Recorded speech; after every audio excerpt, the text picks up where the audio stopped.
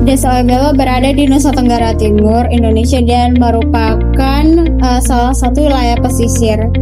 Oebelo terkenal dengan olahan garam tradisionalnya di Pulau Timor. Garam dibuat di Harang. Harang adalah sebutan bahasa lokal untuk tempat produksi garam yang berada di pinggiran pantai.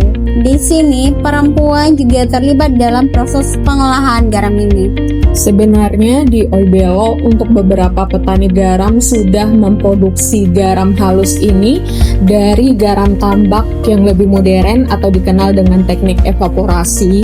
Tapi uniknya ada beberapa petani yang masih mempertahankan cara pengerjaan garam dengan teknik tradisional ini yang memang bahan utamanya dari abu yang terkandung garam.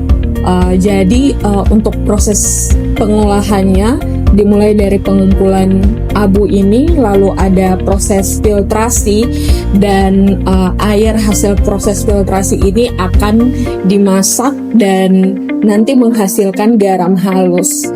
Oke, saya jadi kepikiran dengan kondisi masyarakat di Desa Oebelo pada tahun 2021 yang dimana terjadi bencana siklon Seroja.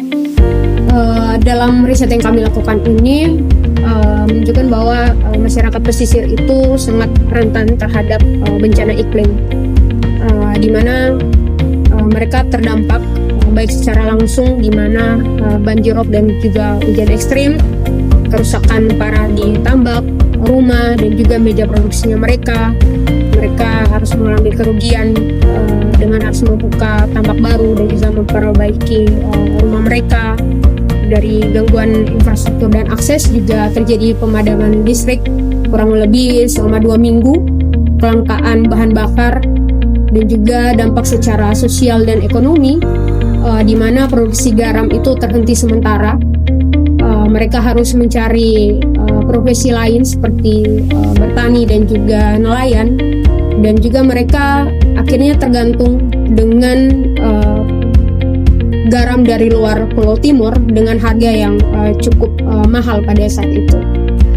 Selain itu juga dampak pada kelompok pesisir di mana petani, nelayan dan juga produsen ikan itu terdampak dengan hasil laut yang berkurang dan juga adanya kebijakan impor garam yang memperburuk persaingan antara garam lokal dan juga garam impor. Selain itu juga kondisi petani garam Oebelo itu dengan membaca perubahan iklim itu tidak menentu, hanya sebatas musiman. Keterbatasan ini juga akhirnya membuat masyarakat semakin rentan ketika terjadinya fenomena iklim terjadi, karena mereka hanya bisa beradaptasi dengan berhenti bekerja sambil menunggu sampai kondisi itu normal kembali. Dengan hal ini kemudian apakah penyelenggara negara sudah hadir melindungi petani garam melalui kebijakannya?